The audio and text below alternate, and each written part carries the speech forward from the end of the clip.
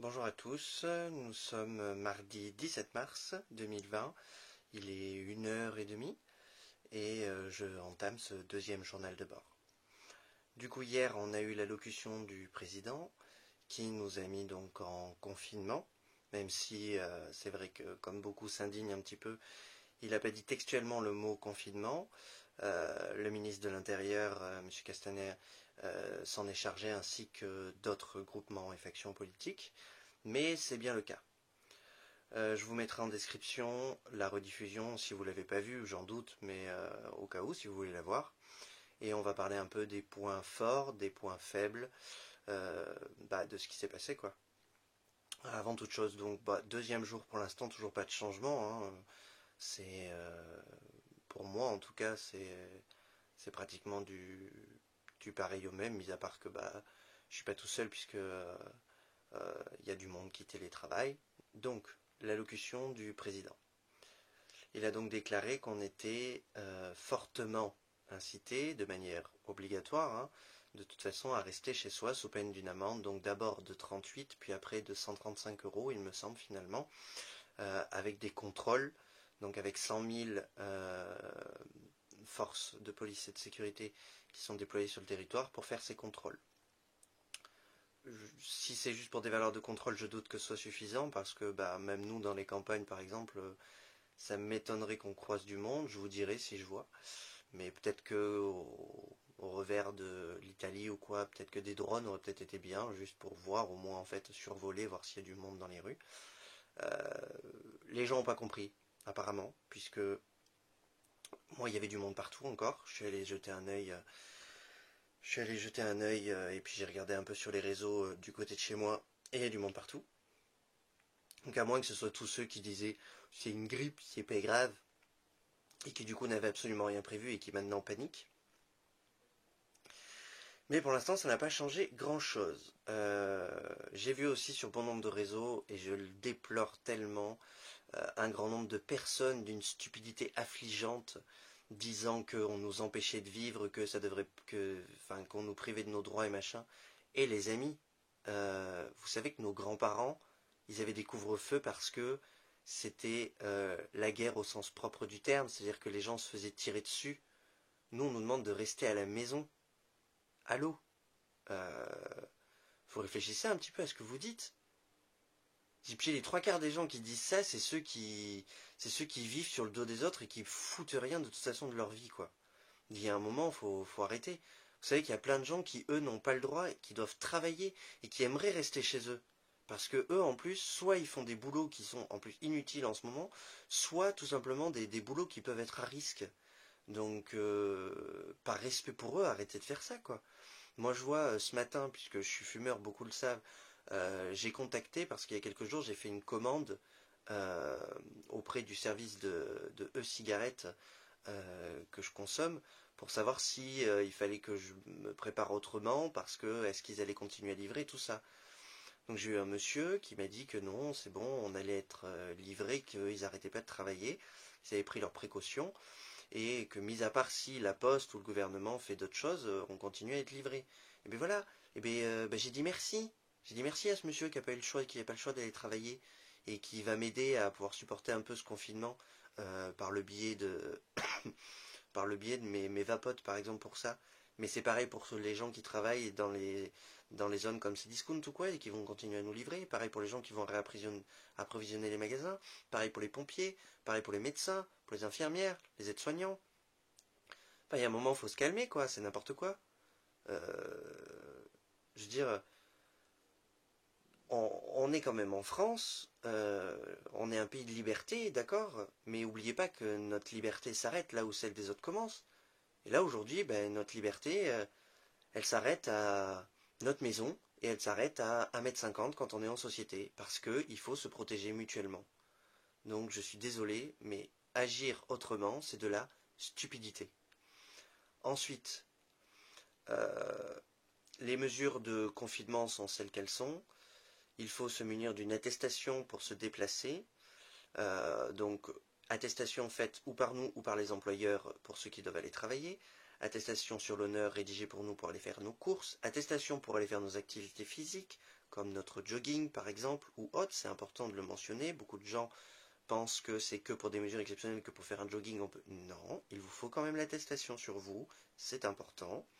Il ne faut pas se regrouper, n'essayez pas de gruger, vous allez aggraver la situation, parce que si le gouvernement se rend compte qu'avec ces mesures, ce n'est toujours pas suffisant, eh bien ce sera durci.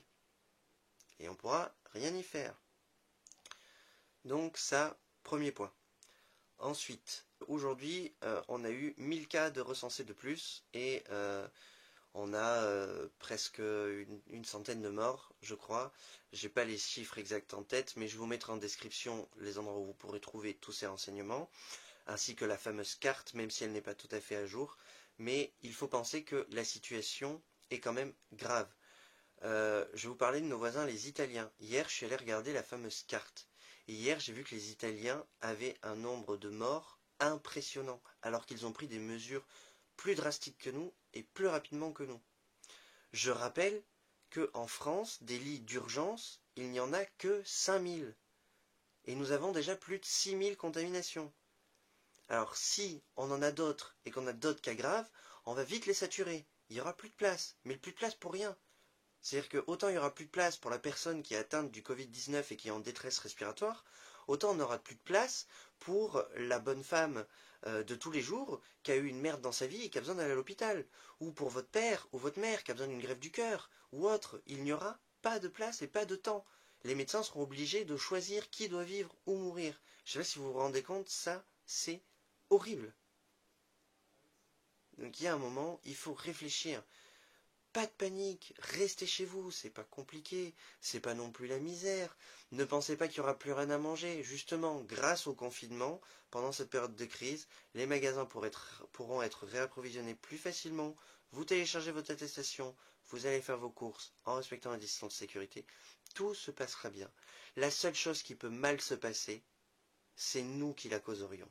C'est le comportement de chacun qui peut causer la destruction. C'est pas le confinement. Le confinement, il va pas nous tuer. Surtout que c'est un confinement qui est quand même assez libre, entre guillemets, pour pouvoir se substanter, pour pouvoir faire... Vous vous rendez compte qu'on nous laisse sortir pour faire notre activité physique. Je sais pas si vous vous rendez compte du privilège que c'est en période d'épidémie. Donc arrêtez de penser qu'on nous prive de tous nos droits, quoi. C'est faux et c'est égoïste. Bon, bien sûr, le report du second tour au mois de juin, minimum. 15 jours de quarantaine, là aussi pour moi, c'est minimum. Et ensuite, on verra. Je comprends les gens que ça agace. Moi aussi, ça m'agace. Vous savez, j'avais plein de projets. Moi, j'avais une web-série en projet, j'avais un jeu vidéo en projet, j'avais 4 conventions de prévues, que ce soit à Breteuil, que ce soit au Bordeaux Geek Festival, Angers Geek Festival, Japan Geek Festival. C'était pour moi l'occasion de commencer à monter au niveau de la chaîne et que mon métier puisse me rapporter plus de revenus et que j'ai une communauté plus grande. Eh bien, tant pis, c'est comme ça. Mais ne croyez pas que vous êtes seul dans votre petit monde à en pâtir. Moi j'ai des amis, leur femme est infirmière ou aide-soignante. Ils ne les voient quasiment plus parce qu'ils sont tout le temps sur le terrain et toujours sans masque, sans gel ou très peu. Donc non, on n'est pas à plaindre. Franchement, on n'est pas à plaindre. Hier je disais que c'était le moment de l'unification et je le redis. Arrêtez de faire les idiots et arrêtez de penser c'est nous là, nous tous. Il faut faire attention. C'est vraiment, il faut pas faire n'importe quoi. Moi, je vois, c'est vraiment déprimant de voir ça. On est dans une société hyper développée. On est dans une société où le virtuel est présent. Si vous pouvez pas vous déplacer, vous voulez voir vos amis, je sais pas, faites une partie de jeu en ligne, voilà, ou faites une visio. Regardez un film en même temps, chacun en visio d'un côté, regardez-le ensemble. Trouvez des nouveaux moyens innovateurs d'être solidaires. Prenez soin de vous tous. Le président l'a dit, nous sommes en guerre. Il l'a dit 6 fois. Je l'ai vu devenir la risée du web avec cette phrase. Personnellement, je trouve ça odieux. Je ne suis pas macroniste. Je déteste la politique, pour en avoir connu un bon paquet. Mais aujourd'hui, c'est pas le moment de dire Oui, Macron prend des mauvaises décisions parce qu'il en a pris des mauvaises avec les gilets jaunes, parce qu'il en a pris des mauvaises avec les taxes, parce que c'est pas le moment. C'est pas du tout le moment. Effectivement, c'est une situation de guerre. Quand il y a un confinement, c'est une situation de guerre. Quand il y a des gens qui fuient, des réfugiés, hein, les Parisiens, qui vont venir contaminer toutes les campagnes, parce que c'est des gros égoïstes, notamment. Je dis les Parisiens, mais il n'y a pas que, hein. Il y a plein de grandes villes qui font ça. Mais eux, par contre, ils l'ont fait de façon flagrante. Eh bien, oui, c'est une situation de guerre. Il faut vivre avec. Alors, c'est pas une guerre euh, armée, mais c'est une guerre virale. Et il faut la combattre. Et pour la combattre, il faut respecter les gestes simples, il faut s'entraider, et surtout, il faut arrêter de penser un et penser nous. Donc je le redis, il l'a dit lui aussi, donc il a dit nous sommes en guerre, vous inquiétez pas, je vais pas le dire 6 fois, mais s'il l'a dit, c'est pas pour rien. Il y a plusieurs choses. Ce discours d'hier m'a beaucoup perturbé parce qu'il y a eu des mots très forts d'utiliser, comme le terme de guerre, comme le terme d'interdiction, de sanction, et d'un autre, les termes confinement, eux, n'ont pas voulu être dits clairement par lui, pourquoi je ne sais pas. Une peur des mots, ou peut-être simplement pour nous préparer parce qu'il va y avoir pire après, ou tout du moins des sanctions durcies, parce qu'ils savent très bien que ça suffira pas. Je ne sais pas. En tout cas, moi, je vais faire attention, parce que ce genre de discours, c'est pas tomber dans l'oreille d'un sourd. Je suis quelqu'un de prévoyant, je suis quelqu'un qui essaye d'être assez sage, et il n'était pas anodin ce discours. Ça n'a pas été dit pour rien. Il y a quelque chose. Moi, c'est pareil, chez moi, j'ai eu des déploiements, je suis en pleine campagne, je suis dans le trou du cul du monde, et il y a des hélicos et des avions militaires qui sont passés au-dessus de chez moi. Ça faisait des années que c'était pas arrivé. Peut-être pour surveiller, en vue de haut, mais sur le coup, ça surprend. Donc je pense que on va avoir de nouvelles. Il va y avoir des nouvelles dans très peu de temps, mais il faut respecter, c'est pas compliqué. On s'en relèvera, on est un pays fort, on a toujours été fort. Mais pour ça, il faut être unis, il faut réagir ensemble, réagir vite, et il faut être sain.